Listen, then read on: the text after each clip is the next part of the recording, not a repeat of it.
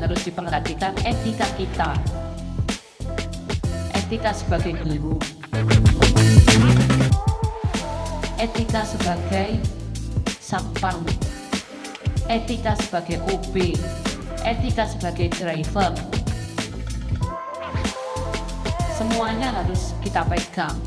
Karena kalau nanti dia punya kompetensi, dia juga melaksanakan tugasnya, tanggung jawab, tapi etikanya kurang, yaitu nanti tidak jadi derajat profesional. Kalau seperti itu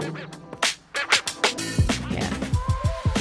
Jadi dimanapun berada Anda bekerja, dimanapun Anda melaksanakan tugas dimanapun, itu tuntutannya satu, profesional.